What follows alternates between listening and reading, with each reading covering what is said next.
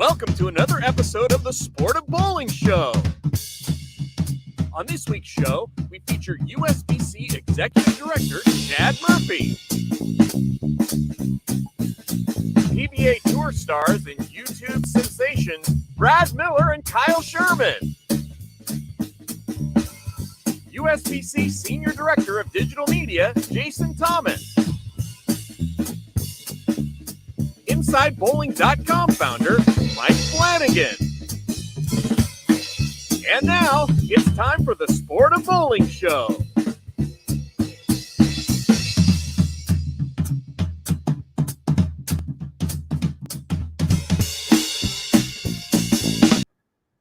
Hello there. Happy Friday. Hope everybody's doing well. The weather's great here in North Texas. We're looking to get outside this weekend and maybe do a little bowling. Bowling's up and running down here in Texas too, which is really exciting to think about. I went bowling center to bowling center last weekend, which is really cool.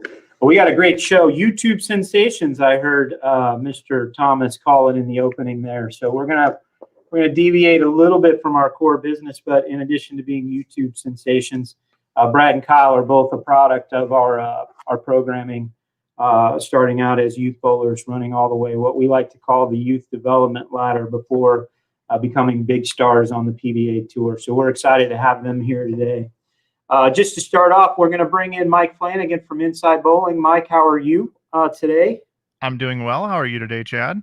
Good. What's going on with that T-shirt? What you got a different look today? What is that? Yeah, this is a Brad and Kyle T-shirt here. On their vlogs, they talk about sometimes you're the dog, sometimes you're the hydrant when you go on bowl tournaments, and this is just one of their merch items. We also had Chris Chartrand on the Inside Bowling Show just before this today, and we were repping some of the things that they're doing down at Kegel.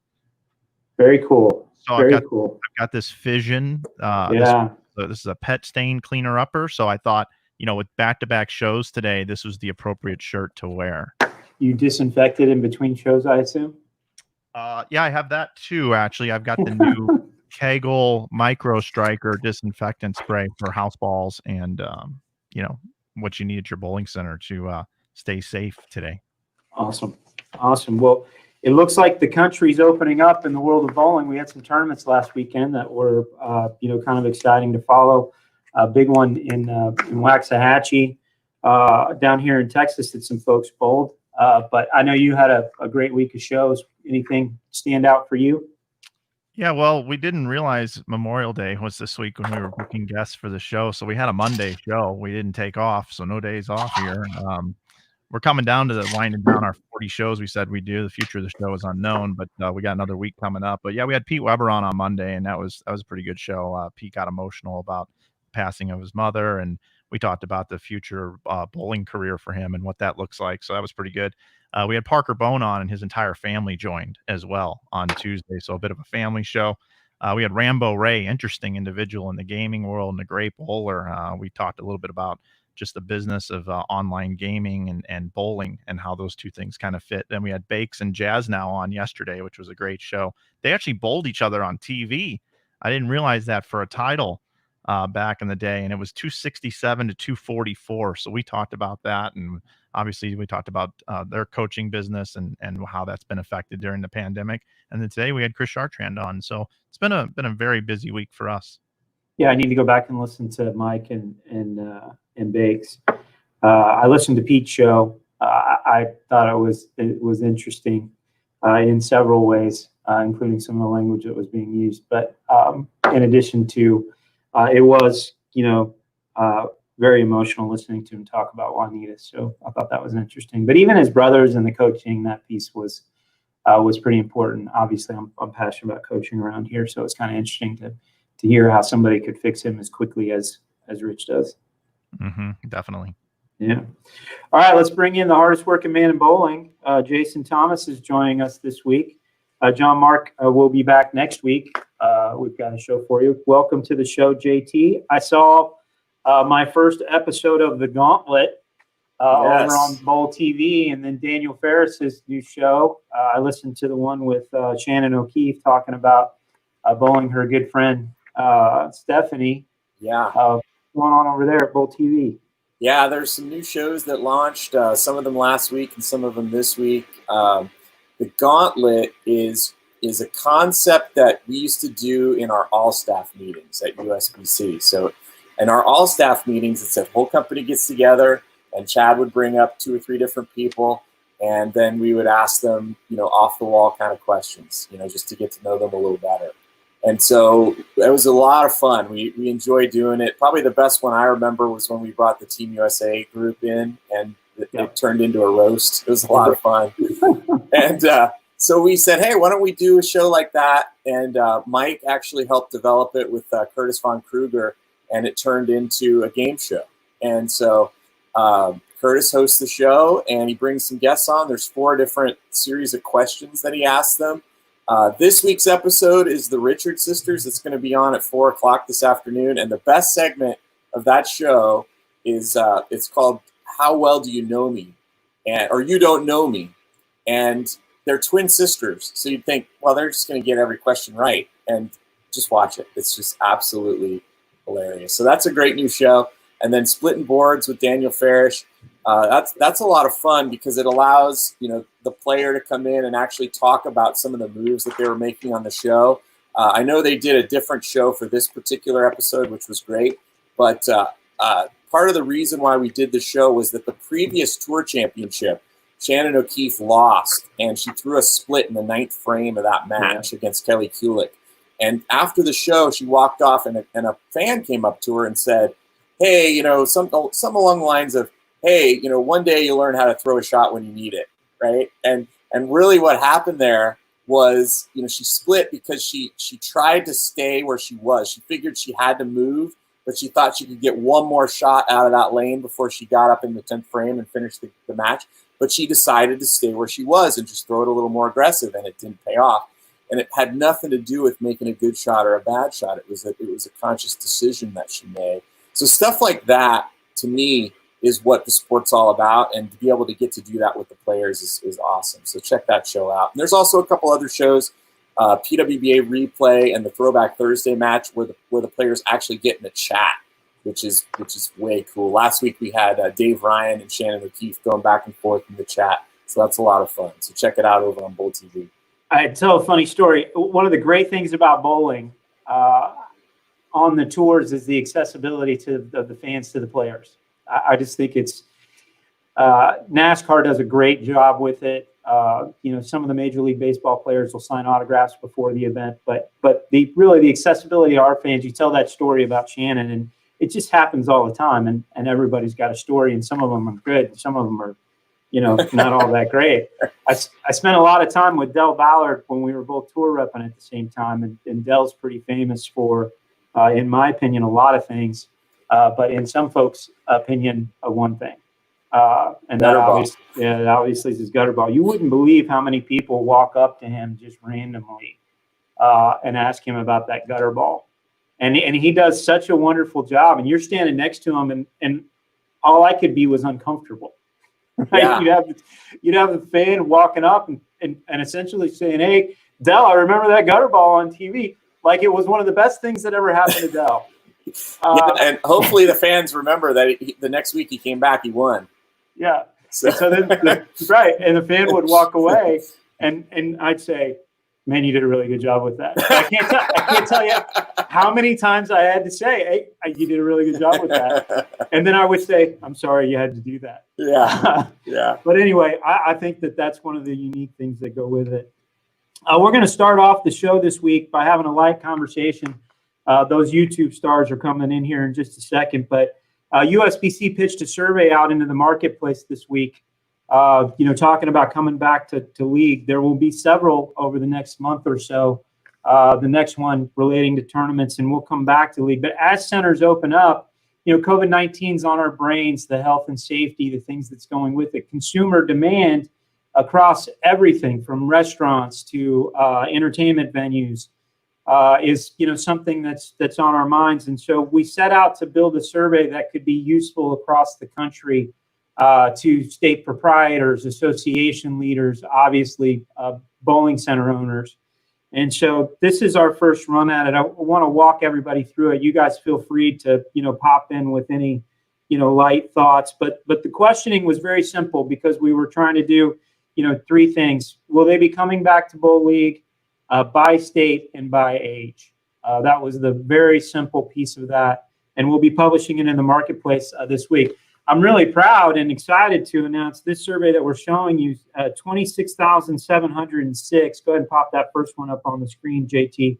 Respondents. We had an incredible amount, over 20,000 in the first 24 hours, which, is enormous for us, almost 4 times what we would normally get in that first period of time.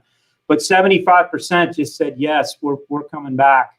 5% no, and then 20% unsure. And everybody can, kind of have their own opinion about this, but I thought this was incredibly favorable for bowling. These, of course, are our best customers, our biggest advocates, but you don't know the health and safety and how folks are going to respond. But knowing fall leagues are several months away, to have 75% say yes, and then 20% that could say yes and have 3 months to do so was pretty positive, and I thought incredibly. It made my heart feel good. You guys have any perspective on what you see there? I would just say that 26,000 people to participate in this is a large sample size, and what you're seeing here with numbers is legit, and it's not a small sample size, and it's very encouraging. And I've just seen throughout what I've seen on social media and stuff. I mean, as soon as bowling centers have been opening up, there's been a lot of buzz on social media about people getting out there and bowling and being smart about it too. So the more we see that, I think these numbers could even improve. And I think that 20%, I think could turn into positive. So it's good data to see for the first time. Yeah, I agree. I really don't have anything more to add other than, the turnout of the survey in itself, I think, shows the pent-up demand of people that want to go out and participate again. I really do think once things get opened back up again, there will be this surge of people who are interested in coming back right away. And then, as the fears are alleviated, that there are any issues and they know what measures are in place at each of the centers. And we talked to Mike Albee and Dave Houston about that and how careful the centers are all being. I think like Mike said, that 20% just turns into the blue. Yeah, we've heard, folks in Kansas. I talked to Pat Sanello this morning. His center's in Florida. There's leagues that are already flooring. Jim Doty last week in Indianapolis, we talked to a little bit. So it's all very favorable. This next slide breaks it down a little bit deeper. Go ahead and pop that one up, JT. I believe this is by age. And, just like you would expect, the blue line, gets a little greater the younger you are. So, 70 pluses, just over 70% said yes, and the kids are ready to rock at 84%. The green line being the unsures, and then the red line pretty consistent with the no's. So again, just another piece of the data. The third slide is by gender, and even that, I never really know what to make of this, and I try not to have an opinion when we start talking about male, female, because, sometimes it's surprising. 60% of our respondents were male, but you can see they're only about 5% off, a little more cautious with our female members than our males, but for the most part, still above a 70% threshold that they're ready to come back and are willing to do so. And then the last slide is by state. And I'm not a scientist or a data miner, but again, I think this is very favorable. It'll be tougher to get this out, and we will be publishing this next week, so everyone can dig a little deeper in. But you can see on the left, by state, everything left of the yellow was 75% or more, and then over there on the right, you've got some northeastern states, New Jersey, Connecticut, Maryland, Georgia being the smallest. Piece of that was kind of interesting for me because they were the first to open up, but wouldn't get too much into the psyche of it. It's just data for us to use as we move forward.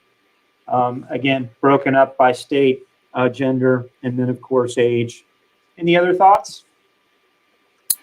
Yeah, I think it's just really encouraging. I mean, like you had talked about that 20%.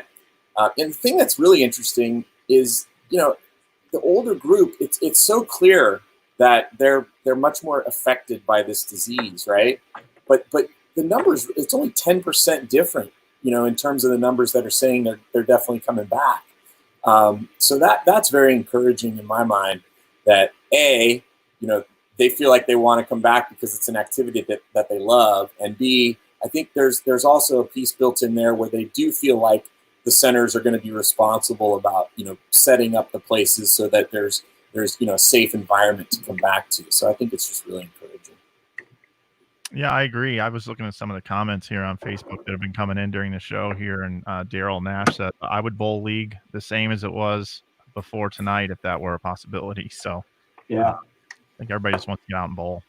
And I think we've seen a lot of that. I mean, just kind of to close that down again, we've been kind of a consistent theme on this show. We've been talking about those better days ahead and looking for them and believing that they're there.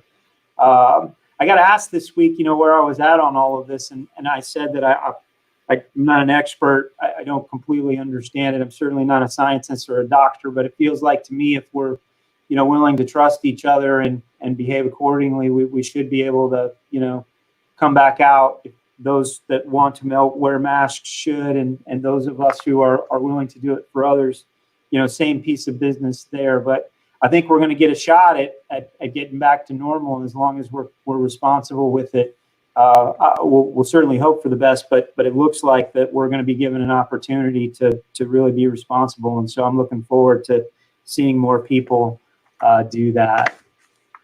So thanks for walking through that with me, guys. I really appreciate it. Let's bring them in.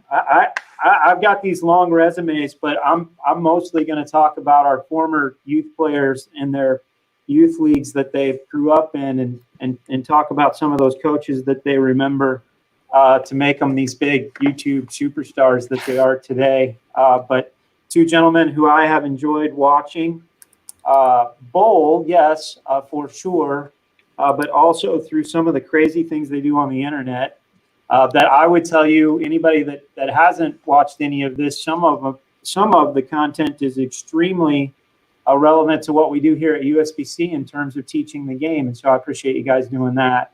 Welcome, Brad and Kyle. You've got some Team USA in there. You got PBA shows. You got a lot of stuff. Yeah. Lindenwood Powerhouse, USBC Collegiate as part of this resume. But I just like to start, and I do this sometimes, and folks think I'm being trivial, but do me a favor. All of our pros are products of their youth leagues first. Everybody came in as an extracurricular activity, but in most cases, and I heard Kyle, you say this, I've been bowling since I came out of the womb, and I know your parents were big into it, but just give everybody as efficiently as you can, what center you grew up in, what association, and how important it was to you before you were PBA and YouTube stars. Am I starting this off? If you'd like to. So, yeah, I'm from the St. Louis area. My hometown's O'Fallon. When I was growing up, I bowled. My parents, like Chad just said, my parents were into bowling, so I bowled everywhere. But I bowled at O'Fallon Bowl in my hometown. And then St. Charles Lanes is probably my home center where I grew up bowling, where I found, how to bowl.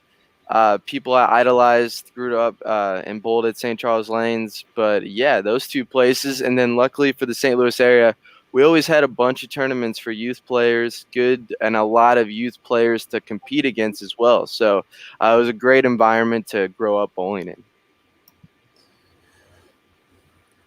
So am I going? That'd be So great. I grew up in a place called Laurel Lanes. It was a 16-lane. Man, it was wood with Guardian overlay, and the only time I would really get the bowl would be during the days after school. My sister would drop me off, and I'd bowl on the shot that they laid out for league the night before, so I barely ever bowled on any oil. And I don't know what it was about. I mean, the person who owned Laurel Lanes was Jerry Stover, and I think about this a lot. If I would have never met Jerry Stover, there's no way I would have developed the passion for bowling that I did. I can remember working there, and then once the leagues got done, he would stay after with some buddies and share stories. And he was a big Dick Weber fan, and he wasn't the greatest bowler out on tour, but he gave it a shot, and he bowled some stuff, and he created a lot of relationships, and he had a regional tour. The Midwest Regional Tour came in, and I got to meet a lot of pros, and I got every year I got so excited. I would convince my parents that I'm skipping Friday in school to go up and watch the practice session, and I would help Jerry set everything up, and just being around him, it just the passion for the sport was just he's the most passionate guy I've ever met. And he made it seem like it was a dream, like going out there on tour, hearing the stories. It was just a dream. And so I would practice every day. I just fell in love with it based on the way he spoke about the game. And still to this day, he's one of the most passionate people. You know, he's 70 now and still has more energy than anyone I know. And so, you know, coming from a competitive background in soccer, I had an itch for competitiveness. You know, it was kind of my life. So it turned to bowling, and I started going to junior gold, and I started meeting a lot of friends, and it became a big social aspect, and it just became every part of my life. I mean, everything I did was either bowling locally with my friends or bowling nationally with my friends. And then it became a lifestyle. Those are my friends.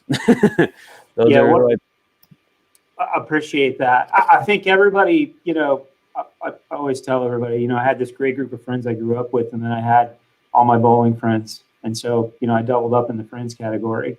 But we all have, you know, somebody early on that got us passionate about it. It was my grandfather for me in kind of that same light. I remember him explaining to me after I missed a 5-pin that the pin was only a certain distance wide, the ball was a certain distance wide, and the lane was a certain distance wide. So there's really no reason to miss a 5-pin. But, you know, it's kind of through those that gets you to here. And so I want to, you know, now fast forward to everything. Your first shot on TV, right? You're PBA superstar now. You worked hard. You did all the work. You got all the skills. You know, you're going into that show. You're getting ready to throw your first shot on TV. What was that like for you? Was it any different than you know 6 years old in a bowling center with all those big lights and big money you're bowling for? Brett, you want to go first, and then Kyle? Yeah, I was extremely nervous. This is my first shot, dude. My legs right now they're non-existent. Like, I don't even know how I'm gonna walk to the line right now. But it was a lot different, and it was a lot different than I thought. The whole Sunday aspect of bowling on a show is completely different because there's a stage and lights and people, and it was a doubles tournament. So, you know, I was kind of, you know, hoping to help my partner out. It wasn't just on me. So there was a little bit of added pressure, but we were also the #1 seed, and we had to sit there and bowl on the practice pair for a couple hours, which, you know, never plays the exact same as what you're getting ready to bowl on television. And then when it's your turn to bowl, you go in, and we only got 3 shots a lane. So it's like you're practicing on this pair. There's this kind of stadium atmosphere over 10 pairs to the right with all these bright lights. And you're kind of like dreaming, like, yeah, it's just a kind of a big deal. And then you just get 3 shots a lane, and then you got to go. So like the first shot on television was hard because I'm throwing a different ball than I threw all week. I don't know why I decided to do that. And then obviously it's the first shot on television. So, but it actually worked out well. It's an arrow left. Yeah, we showed the strike. We spared you. Yeah. I think that was the only strike. I didn't know there was one. Wow. It took a lot of work to find it, but we got it. And Kyle, when you get into this, I know your dad is a, you know, huge bowler back in that area, and I think he has a pretty high bar of folks that talk so favorably about him. So I know when you're taking that first shot on TV, you've got, you know, your father in there too. So give us a little perspective from your end on that same question. Yeah. God, was that? See, my first shot on TV was in college, but that was my first in the PBA atmosphere. And I think for me, one of the things that helped me out on that PBA show is because I bowled in college, and I kind of understood like how scary it is to bowl on TV for the first time. I remember that collegiate show, man, I couldn't even focus on my target. Like, I don't know what was going on. I couldn't really see straight. And I was just trying to get it off my hand as clean as possible in the somewhat right direction. And somehow I threw a few strikes. We did and in that college show, we were bowling on the complete opposite. We were bowling the double show. The double show was easy, super easy pattern. That college show, the USBC, whatever they decided to put out that year, was the hardest pattern that we have ever bowled on in my entire life. It was so hard. It was the worst. Fresh lane surfaces, fresh everything, and they put out like 36-foot flat. And I mean, it was just impossible to strike. You know, I couldn't hit a mark when they were easy for a double. I couldn't imagine. Oh my God, dude. I mean, you had to split a board to throw a strike, it seemed like. But anyway, yeah, it definitely means a lot. You know, from my area, I had a lot of good idols to grow up. And, you know, obviously my dad being one of them, and how much work he's put into my game, you know, trying to, you know, make him proud and get on shows and all that stuff. And then also, you know, a lot of people in the St. Louis area. We have a lot of huge names. I mean, Pete Weber. I mean, the Webers. We have the Orr family. So it's, you know, I just want to, I guess, you know, show respect to my hometown and just be one of those names when it's kind of all said and done. Yeah, pretty good baseball team there too. I'm going to turn you over to Mike and JT. Going to turn you over to Mike and JT. I'll be back in a few minutes. Again, thanks for being here, guys. I really appreciate it. I'm looking forward to going over the hour mark like we always do for some reason.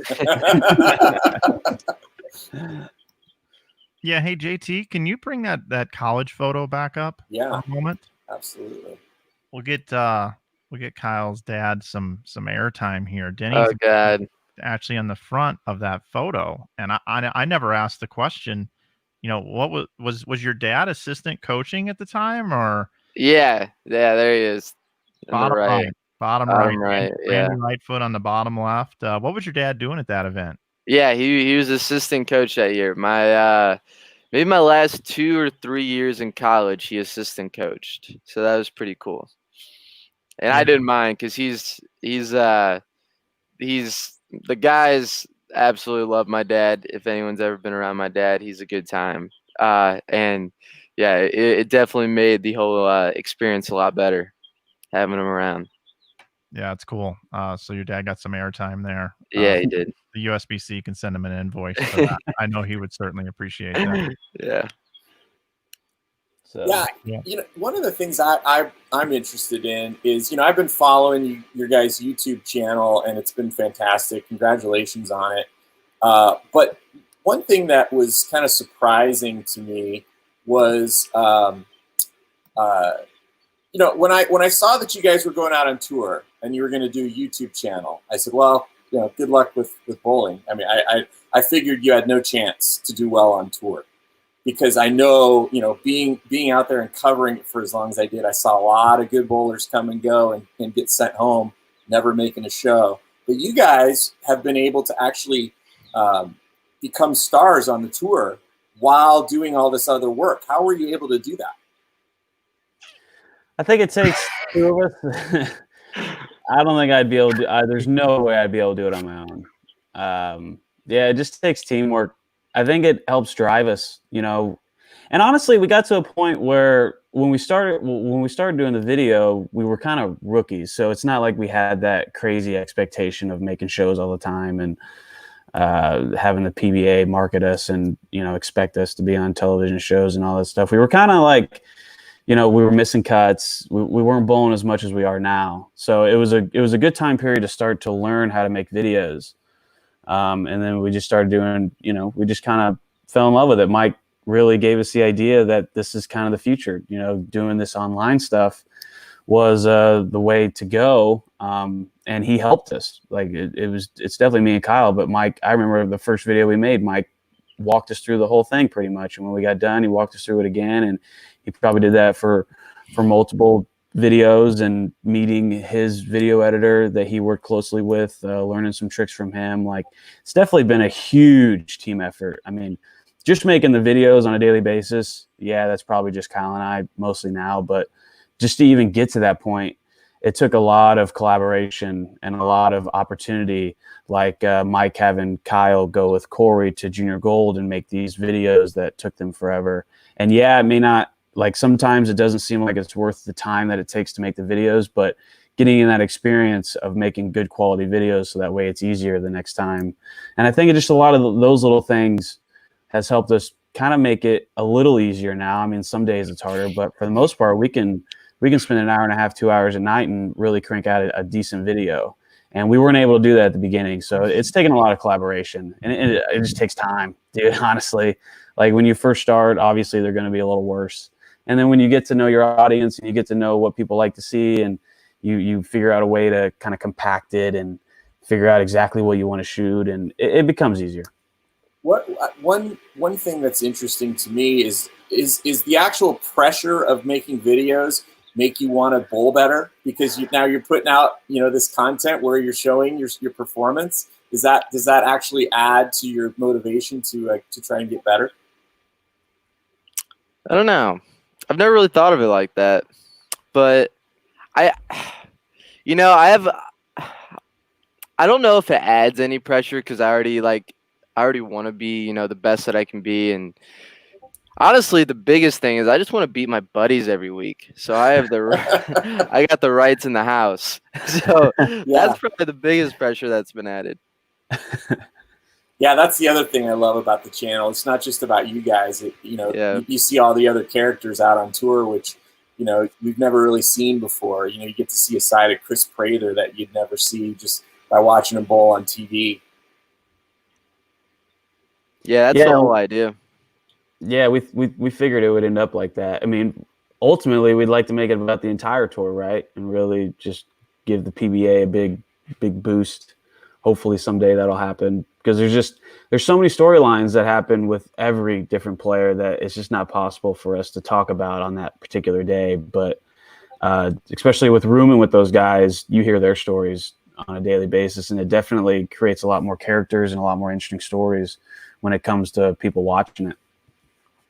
I think for me, the interesting thing about talking to the three of you at the same time is that all three of us have had conversations about how to find the magic formula to reach the most people in bowling so that it'll be seen by more people and turn more people onto the sport of bowling.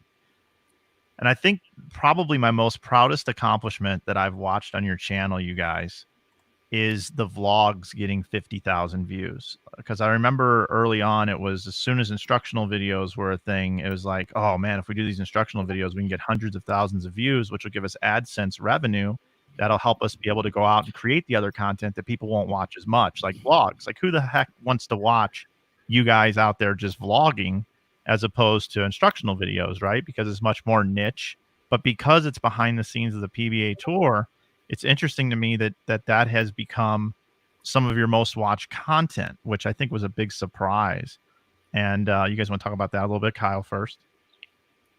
Yeah, we were definitely, and we're still big into the instructional content because, we want to help people out. We have our membership that we're trying to grow. And we just think there's a lot of knowledge out there that I guess that needs to be portrayed in bowling and preached. But yeah, we were definitely the vlogs did nothing for a year and a half, 2 years. If we got 2,000 views on a video, we were like, yes. And now the vlogs are doing better than the instructional videos half the time. So it was really cool. It's kind of like our little niche, I think. And now that the vlogs have developed, more people know about the vlogs. It just brings so many more people into it. At first we were just the weird guys holding the camera, and now people actually come and interject and give their 2 cents, and people are coming up and, can I be in the vlog? Can I be in the vlog? So that whole experience has just been a complete 180 than what it was 2 years ago when we were first starting out. Man, I'm watching that clip of Tommy Jones right there shoot 300, and it just gives me chills. Like, there's so many cool things that happen on the PBA Tour. Look at Jackson running. There's so many awesome things that happen that all we need is just to broadcast them somehow. It's cool to watch these clips. Packy with his shirt off. This is probably the nonsense that Chad was talking about in the opening. Yeah, I know. When I first went out on tour, I think there was a big question mark around how do we grow? I felt like there was a lot of pressure on Tom. There was probably a lot of pressure on Chad, especially given the success that it had in the 70s and 80s. There's a lot of people in this world that love the sport, and they've seen it be successful. And so there's this expectation that it can be and probably should be. But when you're the ones in charge making the decision, it's absolutely more difficult than that. And so there was like this huge question mark of like the world's changing. What happens? How do we progress? How do we make it a better life for the bowlers? That was the conversation going around amongst all the players. Much different than today, and then Mike was really dead on. I mean, dead on with what needed to happen. And you were gung-ho about the vlog. And when we started making the vlog, it was fun, but it took us the most amount of time and we got the least amount of return out of it. And so that's when we got in the instructional videos. But you're right, the vlog sells itself. You know, we just needed to do it enough to get it out there a little bit. But, you know, and honestly, I thought at the beginning, when I first went on tour, I heard a lot of people say that qualifying's boring and, you know, it's hard to, they tried some television shows where they did the whole round of 24 at the US Open to try and get more qualifying in there, to get more coverage, to try and I don't know if it necessarily worked. And so the cool thing about Kyle and I, the position that we're in is we're in there with all of them. And so there's no better kind of person in a position to broadcast the daily happenings and the cool stories than two people that are in there, you know, literally talking and having friendships with these guys that can get them to do and say things that maybe they wouldn't want to say in a press conference or joke around or say a laugh or something like that. So I think Kyle and I were just in the perfect position. We had to kind of, our mentality had to go to like a work mode. You know, when we travel, it's work now. You know, it's not just bowling and getting better. There's other stuff that we have to do. But yeah, Mike, you were dead on with the vlog, dude. It's awesome to see because there was that big question mark. And now it's like, bowling content on a daily basis. There's plenty of stuff to talk about. You guys people are interested. You're giving me a lot of credit here. Oh my goodness. You guys are giving me a lot of credit here, but I also was the one that said, just for the record, that you guys should have your own channel and not do it together. So I'm just going to throw that out there. Yeah, but would we have a vlog if you wouldn't have legitimately taught us how to do it? Yeah, well, true. But it looks like we've got a new member of the house here. No kidding. Is this an audition? I watch you guys on all these channels, and you guys are almost always in a T-shirt and a backward hat. And, I mean, Kyle, not for nothing, but you come on my show and you're slick back and you look good. And I was ready I wanted to be a YouTube guy today. I finally got a haircut. I didn't get a haircut through all quarantine. Of course, everyone does these shows during quarantine all of a sudden. So I got this mop on my head and I'm wearing a hat through every single show. I'll tell you a story about the hat. When I take mine off, it's a little low, it's a little bright. You know? Yeah, I'm familiar with that myself. Yeah, and I'm making a little bit of a joke out of it, but it's obviously meant for a reason. I want to segue, but even Mike, he usually wears a pullover where you see him on some of the other shows. He's got all the different T-shirts. That's why I led with the T-shirt question today, Mike, if you didn't get what I was doing there. But obviously, I've got my USBC T-shirt on, my Go Bowling hat, so it all still does apply. But I just wanted to do that it's fascinating to me how natural you are, right? It's just amazing to me how it really is just you guys. When I learned, you know, when you guys came into the campus, I don't know if you remember any of this from a couple years ago, but I pulled some of the notes from that. And I want to ask you the question because I want to see if I can get you out of it naturally, because the whole point of where I'm trying to go here, it really is just you guys. What I learned about being with you in person and then seeing you on these videos, you're really not any different. Right? A lot of people that get in this space, there's these two different personalities that they become. And I think it's amazing how you have this, you know, complete backstage look. But by bowlers, you know what to look for when you're videoing it. You're following, you know, a TV show. But do you remember when I asked you, you know, hey, what's your mission statement? What are you trying to do here? Do you remember what you told me? Do you remember what your answer was? Shoot. You remember, Brad? It's got to be like grow the sport of bowling. Yeah, probably grow the sport. Yeah. You guys told me that you wanted to do something good for bowling, that you wanted to gain influence within the bowling industry, but only to do something good and make things better. And I pulled those notes only because I think that's at the core of what you're doing. And yeah, this whole YouTube thing, and there's some money that you can drive from it and all of those things. But at the same time, you guys have stayed very true to your core in doing it, because it's about bowling. It's about teaching people bowling. It's about entertaining people with bowling. And it's about you being yourselves. And I don't even know that is really by design. I just watch it and see it. I'm impressed by it. And so I wanted to share that perspective and see if each of you would speak to a little bit of that as part of it. Go ahead, Kyle. Yeah. No, when we talk about that meeting, I remember quite a bit, and Chad actually sent us a text. I think it was last year, maybe later last year at some point. And he made us, he really challenged us to how we're going to grow this thing. What are we going to do? And just really make us kind of think the future wise and how this can sustain, which is a really good exercise, especially thinking back on it. And we did some like projections on where we would want to be. And I know we did this projection that a year from that time, we wanted to be at like 25,000 subscribers. I can't remember the exact number. And then at that time, we were actually at 40,000 subscribers, a substantial amount over it, if those might not be the exact numbers. Right. And then Chad sent us a text saying, hey, and we completely forgot about that, but he sent us a text of the picture of where you guys thought you would be and where you're at now. So that was really cool to kind of look back and see the exercise and just know that, when you start putting a lot of work into stuff, when you put your head down, and just try to figure things out and then just be yourselves, a lot of good things can come from it. Yeah, I think that's the best part, Brad. I remember that meeting, man. That was a cool meeting for Kyle and I, because we had never done anything like that. We had never actually put a number to it. We were just making videos and hoping to grow it. And a big part of it was to grow bowling, but we knew we needed a big audience in order to actually achieve that. So a lot of our decisions were based on how we can get views. I mean, the instructional videos, we coach individually at home too, but the instructional videos were the best videos that go on the internet, and we were qualified to talk about it. So it made sense. So a lot of our decisions and a lot of our thoughts were, how can we grow this thing? And then, that's kind of how the instructional videos came about. And yeah, dude, and that meeting was awesome, because I remember when I was in the car and Kyle didn't see that message from you. It was like 2 days before. I was like, hey, did you get the message from Chad? He goes, no. I go, oh, it's pretty cool, man. And so I showed him it, and I could just see the smile on Kyle's face. Like, dude, that is cool. We're actually ahead of what we projected.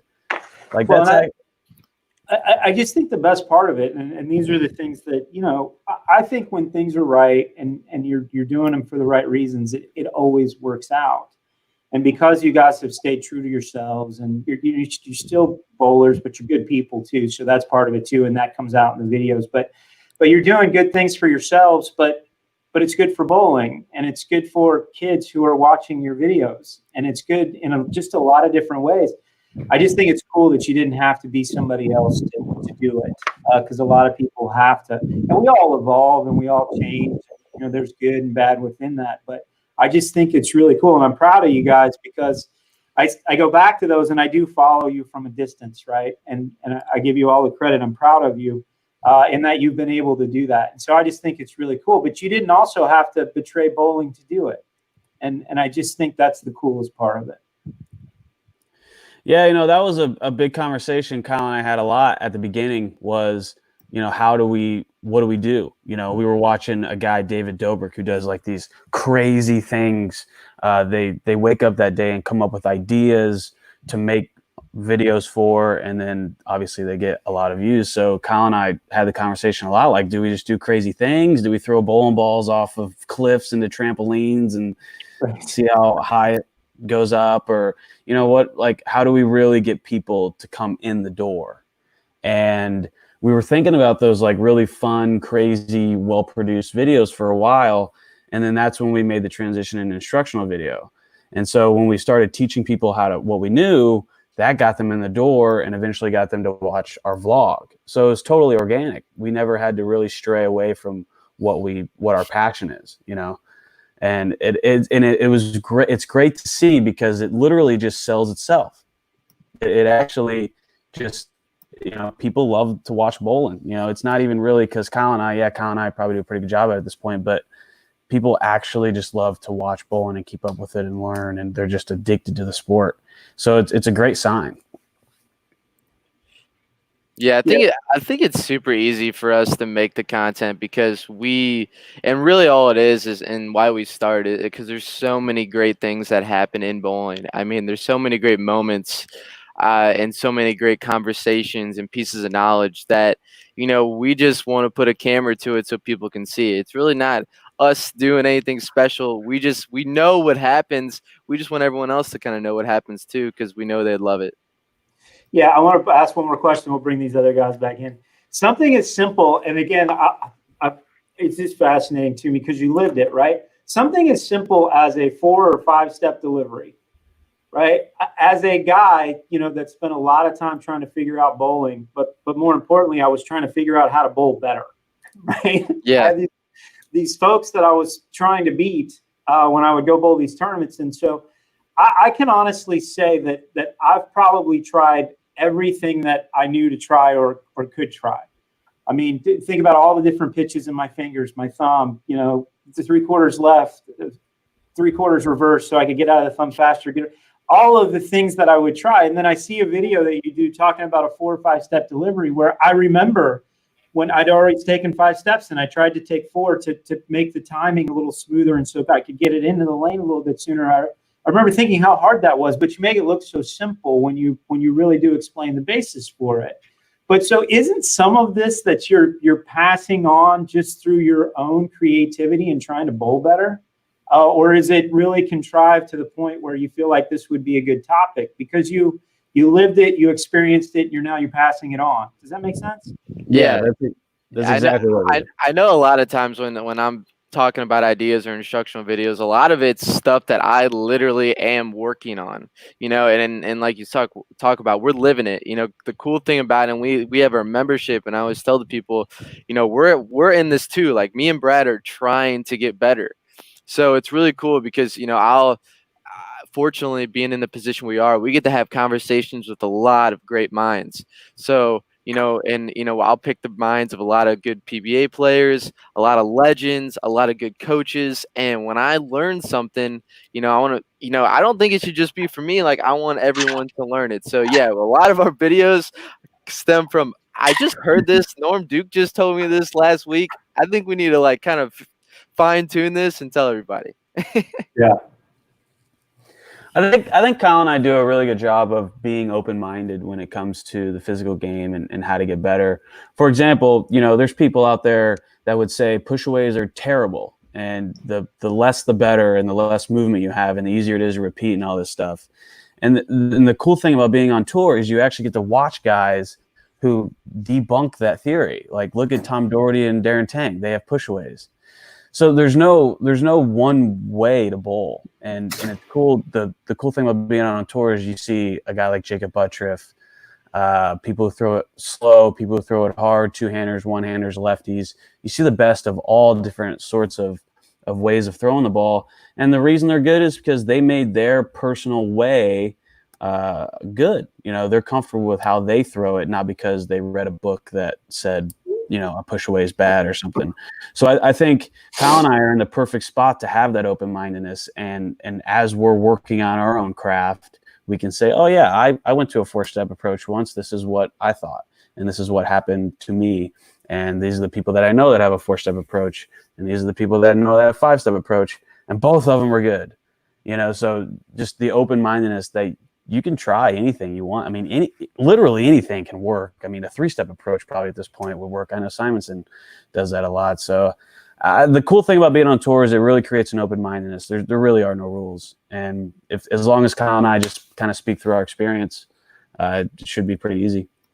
Yeah, when I first started tour rep and I went out for 5 weeks, I was still bowling at the time, but I was coaching. I don't know if you guys know Jason Duran, but we spent a lot of time together working on JD's game. And I came back from those first 5 weeks on tour, and I told him, I said, hey, you got to go out on tour. And he's, but, we had kind of had this plan that he was going to bowl the Mega Bucks for a while. And I said, you got to go out on tour. And he said, why? And I said, because it's the only place to learn how to bowl. It's really the only place to really learn how to bowl out on tour is out on tour. So if you want to be a professional bowler and you want to be one of the greatest bowlers in the world, there's just so much to be learned. And some of the best minds are on that tour. And most of them are the bowlers themselves because they're trying to do different things. And so it was a pretty amazing time in my life where I just learned a lot of things, and I see you guys doing it too. But anybody that's watching this and wants to pass a place on to a youth bowler or a collegiate bowler, anybody that's, kind of watching this that says, because Brad and Kyle, while you're this personality and it's fun, you're teachers, you're educating through this entertainment platform. And so I would encourage everybody to go check these guys out in that, one element. You're going to get a whole bunch of element within it, the entertaining part, but the educational component to it is just extremely solid. And thanks for doing it. It's good for bowling. Michael?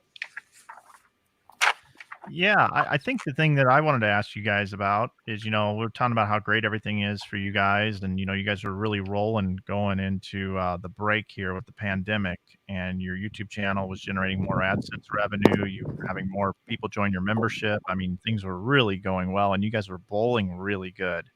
And we talk about how this has affected bowling centers and how it's affected just professional bowlers in general. But because you have this multiple revenue stream business that you're trying to run, how have things been for you guys since the pandemic? Has it hurt your YouTube strategy and how things have been going? Oh yeah, it's terrible. It's literally awful. I mean, we don't YouTube for whatever reason. I think just because people aren't bowling, the videos haven't been doing very well. We don't really feel too kindly about pushing like our membership because people's financial situations are for the most part not the greatest across the board at the moment, and then we can't bowl. So we don't really want to push too many people to buy things because we're kind of taking the route that people are hurting during these times, and we think once everything kind of gets back to normal, that's a better time to do something like that. And then the video has been doing poorly, and we can't bowl. So when you're putting all that together, it hasn't been too good the last couple months.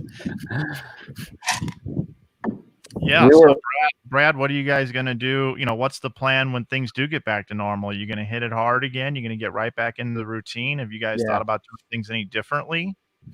I think there's a silver lining in this whole little break thing. Just personally, I've been trying to wrap my brain around how to get better at bowling for 6 years now, and just kind of really in the trenches digging. And even if I had a month where I didn't bowl a whole lot of tournaments, I was still thinking, how do I get better and all this stuff.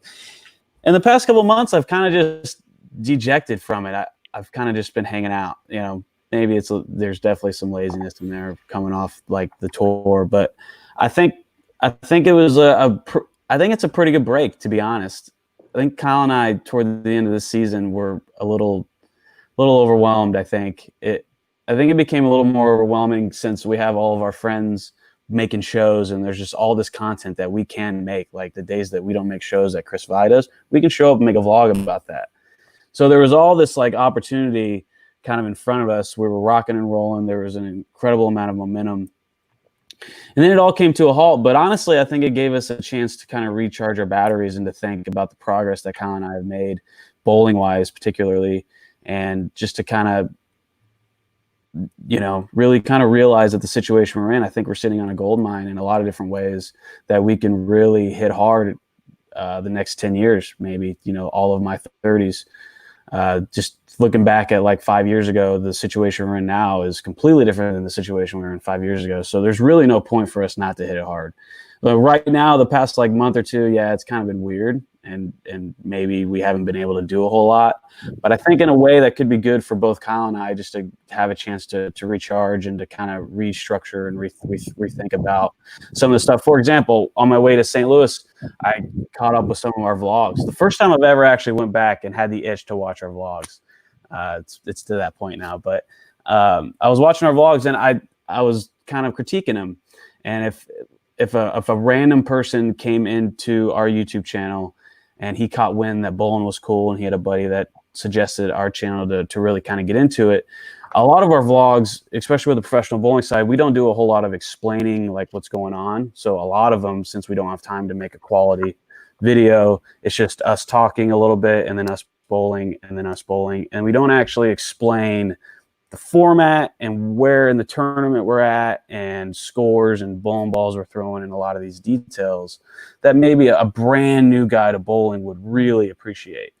So I think a break like this has allowed us to kind of look back and reflect, and I think we're going to be better because of it. I had a question about, we had Junior Gold last year, and I was there working the Bull TV Live at the trade show, and Kyle walks in the door and is trying to make his way from one side of the trade show to the other, and just gets mobbed. And I mean, he was stuck there for like 2 hours. I mean, stuck in a good way. Kids coming up to him and asking for autographs. And I know you weren't expecting that. And that was kind of, to me, the moment where I knew, A, you guys, were a huge success, and B, you've really found a way to capture, the imagination of the younger generation of bowlers. Was that something that you guys, thought through as a strategy, or did it just kind of happen naturally? I think it was more natural. When you say, Brad, like, I don't. Yeah, I remember that year at Junior Gold at registration, Kyle was there with Ebonite and along with all the other pros. And he calls me during the break and he goes, "Bro, I just signed autographs for 4 straight hours. You should have seen this line. Like, I had Belmo jealous over my line." I don't know if he actually said that. No, he did. No, it was a thing. I mean, it was amazing. And it was like Belmo and then Kyle, and maybe Kyle a little above Belmo. Yeah, I haven't actually experienced anything to that. I was hoping at Junior Gold this year, Kyle and I would be able to go in and really have a fun couple days. But once he called me, it kind of just dawned on me, like, oh, okay, yeah, we're there. we're there. Yeah, that was crazy. It's the baby face going with the the entertainment and the good bowler thing. You got the trifecta. I know we look like youth bowlers. I think one of the other things too that is interesting as well is Brad and Kyle are different people, right? Kyle's got a full head of hair, Brad's bald, right? One's taller than the other. But yet, whenever you guys run into people on the street, and they actually like to tell you who their favorite person is, and it's split really about 50-50. No, right? People like Brad way more than they like me. Brad's a lot nicer than I am. Yeah, I am a lot nicer. I sympathize to people struggling because I know what it feels like. I think that's why I'm liked. Yeah, Brad is a good sympathizer. It's just a perspective there, and Brad, you were headed there and kind of went there, but I'll just follow up. It's not easy to be great at something, and if it was, everybody would be that, right? And so kind of that grind of your journey, and when you were talking about that next 10 years, I don't think people really understand how hard it is to be the best bowler in the world, and that the experience that you're getting by being out on tour and then going through the process of becoming better bowlers, that's kind of been fun to watch too. And I look forward to seeing you guys on more shows and doing more things, because I know very well from watching the tour as long as I have, both ladies in, and how hard it is to be great at this. And so one of the best parts about this that I think is cool is that you're monetizing some of the things around it. So you bought more time, to be able to learn and figure out the competitive aspects, knowing how hard those are. I mean, when you watch, and again, I'll go back to more in my contemporary days, Walter and BV and Norm and all those guys that were fighting it out. And now, the only thing that's changed is the names, right? Yeah. Belmo and EJ and you guys and Anthony Simonson. And so now the competitive level is still, being great's not an easy thing to do. So just talk about that a little bit for those that, might be watching or will watch that, want to be great at this too. I call it an appreciation for the folks around you, but at the same time, you're trying to climb the pole. You're right. You're trying to dig up the mountain. You want to go, Kyle? Yeah, sure. Yeah, the tour has been. I've been out here for basically 3 years now. and it's just a learning curve. I don't really see it as, I just love the competition side of it, and I love the challenge of trying to get better. And the cool thing is I pretty much did all the things growing up as a youth bowler. I mean, I bowled a lot of youth tournaments. I went to junior gold, wanted to get better there. Then I bowled collegiately. Then I went to the tour. So I definitely took what would kind of be like the right steps. But none of that prepares you until you're really getting out on tour and competing against these guys, because you think you were good in your little pond back home, and then you come out here and you think you bowled really good and you're sitting in about 45th place, and it's hard. And the only way you truly get better, and Chad touched on this, is there you go, Brad.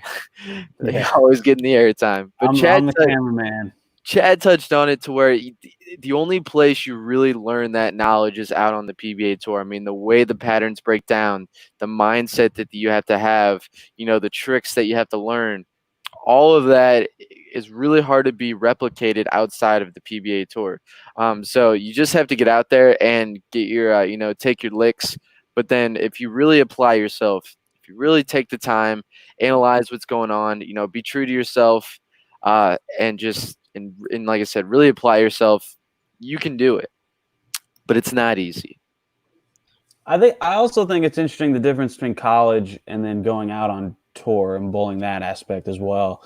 In college, it's very camaraderie heavy, and you have your friends there, and there's a social aspect, but also, if you have the right group of guys, you guys can take down a team of really good players. Like, for example, I'm not sure I could beat Marshall heads up in college, but I could get my team to be in a better position than their team, or so it was very much team oriented. And then when you make the step, it's not like that at all. You gotta beat Marshall. There's no relying on anyone to beat their 4-hole or coming up and no, it's on you. And it can be lonely, honestly. Like it's just a little different. If you don't have that camaraderie like we have now with the house and our friends that are our age and stuff like that, if you first go out there and you don't quite have that, it can really be a tough journey. Yeah, and Mike, I want to bring you in on this too, because isn't it the same when you're crossing over into this YouTube space? It takes a level of creativity. It takes a level of understanding and learning. You got to take your lumps. Everything you just said, you guys are experiencing in two journeys. One is competitive players, but then also, and I'm making a little joke here because you're on my screen, this triangle of YouTube creativity between Mike and the two of you with what you're doing. Isn't it kind of the same? But it's just different because you're talking about a competitive, career where in this YouTube space, you're competing for people's attention and their clicks and their likes and all the things that go with that. So is that any different for somebody that might be, looking to do some of that as well? No, I don't think it's any different at all. And I'll even break it down to something that's as simple as, Kyle's on Brunswick ball staff, and Brad is on Storm ball staff. And then when they edit their videos, Kyle is on a MacBook and Brad is on a Dell, I believe. I got a Mac now. Oh, see, I didn't know that. I didn't know that. But for the longest time, so I find that part of everything interesting too, that even though these two guys are together, they're dealing with all these different things differently. Their game styles are different. Their ball companies are different. They were editing on different types of computer systems, and JT knows what that's all about. He's a Final Cut guy, and these two are Adobe Premiere guys. So, and we could get off on a tangent on that, but it's just there's definitely different ways to get to the end of the rainbow, and the path you take there is always going to be different, no matter for who it is. And the other interesting thing too that I find is I talk to a lot of other pro athletes and people that have reached out to me and said, "Hey, Brad and Kyle started a YouTube channel. That's great. What can I do to break through in a space? Because I don't want to just copy Brad and Kyle." I hear that all the time. I'm sure you guys do as well. I don't want to copy Brad and Kyle. But the thing is, you can't copy two personalities. It'd be almost like a ball company getting on Facebook for the first time, and then another ball company saying, "Well, I don't want to be like that ball company because they're on Facebook." Well, it's just a platform. It's how you define yourself. So if there's other pro bowlers out there, or anybody that's thinking about wanting to start a YouTube channel, and they're like, "Well, we just don't want to make it like Brad and Kyle's." Well, you know what? you're still going to cover the tour. You're still going to do some instruction. You're still going to pass on knowledge, but you just do it in your own way. So I would just like to get that message out there personally, that I'd like to see more YouTubers out there, more collaborations, because that's when it really takes off. You mentioned David Dobrik and how he has his channel with millions of followers, but each one of the people that are part of the vlog squad over there, they all have millions of followers as well. And it would be better for bowling if there were more YouTube channels with pro athletes on there. And I'll leave it at that. I watched the podcast with Verity, Daria, and Diana, where they're trying to do their thing, right? But the thing is you could literally structure your videos exactly like ours, and it's still not going to be anything like ours. Like it's not even possible to copy. Like Kyle and I are dry and boring, you know. Verity, like their on-camera persona and their ability to handle social media is actually a lot better than ours, really. Like they're better at Instagram, they're more energetic, you know. It's not even possible to copy, even if you actually copy the format. Yeah, it's for great minds think alike, because I was going to go back to that same show when, you know, Verity started talking about some of the things that they were doing, and even within the three of them, even though they're doing it together, I don't know, more people in the space. And again, I kind of go back to the bowling thing because I'm passionate about it, but the fact that it centers around a sport or an activation where you're learning, you get better, you achieve more. It's just so similar. And again, I think this, you know, transcends into areas of business, other businesses, other sports, other activities.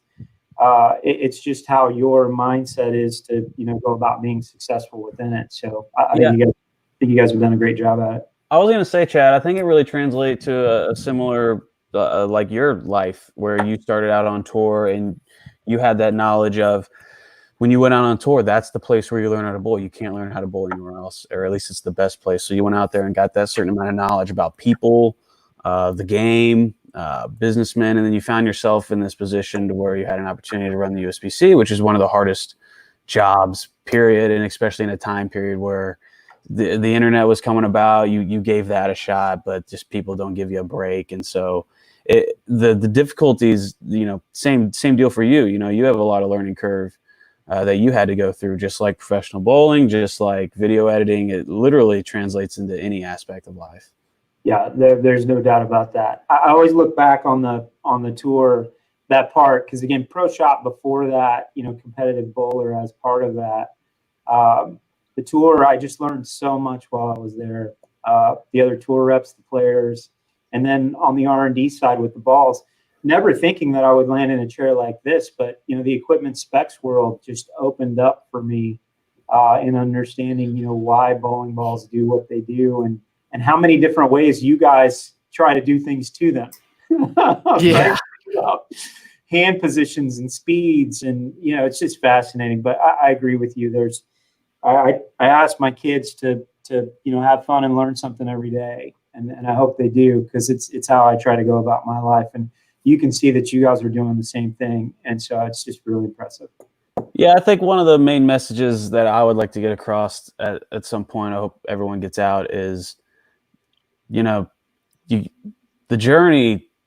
First of all, we need people to stay in the industry. Like we need a guy like you to stay and work in the industry as someone that's knowledgeable, instead of just getting frustrated and going and being something else outside of the industry. And there's a journey there. It's not easy. Your 20s may suck. You know, you might not have a whole lot of money, but at the end of the road, it'll be cool and it'll be worth it. And I think Kyle and I live that life pretty much to a T, that, you know, yeah, there's some grind in your 20s. You know, that's going to happen. That was something that was told to us by Mike, is like, you know, you really got to put the work in. And so hopefully more people do that. Hopefully more people decide to spend their 20s not getting a job outside the industry, and they really decide to stick with it and put the work in and learn and go through that journey. That way in their 30s and 40s, they can really provide a lot of value. I'm hoping that we can kind of get that across. I love it. And I'll just segue to a story. I'm standing in the Bill Spigner Center PBA event. I don't even know the year, long time ago. Robbie Spigner and Nick Hoagland in a bar. I spend very little time in my life in a bar, as you can imagine. You know, or maybe more at that time and not as much. But Robbie, Nick and I, and those two guys are, oh gosh, 20. Robbie had made the finals and was making a run as an amateur bowler in a dad center. It was a lot of fun. And we end up in this conversation about just exactly what you talked about. Is who stays in bowling and who leaves. And they were both leaving. And they were very open and honest about how they were going somewhere else for all the reasons that they were doing it. And I find it so fascinating now. And of course, I love both of those guys for a lot of different reasons. I just think it's so wonderful that they both came back.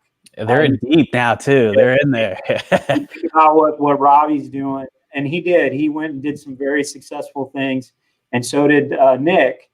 But they're both, returning to their roots, if you will. Yeah. And I just think it's so wonderful. So the point that you're making is, it really does hit home with me. But also, the more that you can do, the bigger your brand will become. But again, and I think, stay true to yourself is something I heard a few minutes ago that I think is so important. We could go on all day. Mike always pushes me for, to try and cut it off. But anything we can do for you guys while you're here, he always says, leave them wanting more. It's his quote, and I see him smiling. But anything we can do for you guys while you're here before we close it down? No, I think I'm good. Check out our YouTube channel tonight. We're broadcasting a tournament. So if you guys are out there missing bowling, you can watch some bowling on our YouTube channel tonight. It's a big tournament. I was going to say, tournament. Pipe in that tournament, Kyle. Tell them about it. Yeah, so it's called the Midnight Bowler Society. And what it is, it's a $1,000 buy-in. There's 32 of us, and we pay out every game. Essentially, it's an organized pot game is essentially what it is. So every game we're paying out. There's no total pins. It's probably somewhere around 1,700. I don't know exactly what the prize fund is, but you can make a lot of money. It's going to be good. We sell tickets.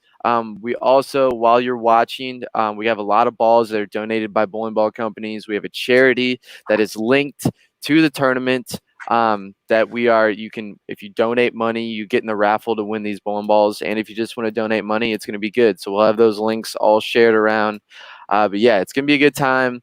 It's amazing. It's so crazy. It's the only tournament I've bowled that's like this, and that every game is its own tournament, because essentially you're bowling for $2,000 a game, and then there you have that thought in your mind, like, well, I put up $1,000 today. I better win one of these things or get second. So anyway, great event. We're gonna live stream on our YouTube channel. A bunch of our buddies are gonna be announcing, and it's just gonna be a good time. And then me and Brad, I'm sure, will be vlogging it as well. So awesome. Mike, JT, you got anything for these guys before I send them off? No, I just want to say, as someone who spent, most of their life in this industry trying to think of the next big thing and to be talking to the guys who created the next big thing, congratulations. And I'm looking forward to seeing what you guys do next. Do you guys have any idea what it's going to be? No, definitely not. Hopefully come September, we're rocking and rolling and we can start pumping videos out again. That's kind of all we're looking at. Hopefully titles. Hopefully titles is the next big thing. Mike? Yeah, and for me, these guys are not the only ones in the space. A guy like J.R. Raymond's had a lot of success as well, and I know they're in communication with them, and I like how there's so many conversations that take place between these guys and even Belmo or whoever, and I just think it's cool to see that people are talking about that now, in conversations within the industry. One other thing about this Midnight Bowler Society, and JT, I put a share screen. I don't know if you can bring up my screen that I put on here. I've actually got the flyer up from Danny Spink. But the interesting thing about that is the guy that's running that is a former junior gold champion. His name is Danny Spink, and he still loves bowling. And that's another guy, another example of someone that has dedicated himself to bowling. He's got a job outside of bowling, but he just can't stop. He just cannot stop being involved. No, he can't. And the fact that, this is going to be streamed on your YouTube channel tonight, Brad and Kyle, a lot of people are going to tune in. The field that's here, you got Chris Prather there, EJ Tackett's going to be competing. This is a heck of an event tonight. And, and it's being put on by just some young guys that love bowling that happen to have a YouTube channel, and it's going to get a lot of watching tonight because you have 70,000 plus subscribers, and it's just cool how you're working with them. Then there's another guy in St. Louis who does production, who's going to do all the production for you tonight. So it's just all this collaboration is what's going to take the sport forward. Yep.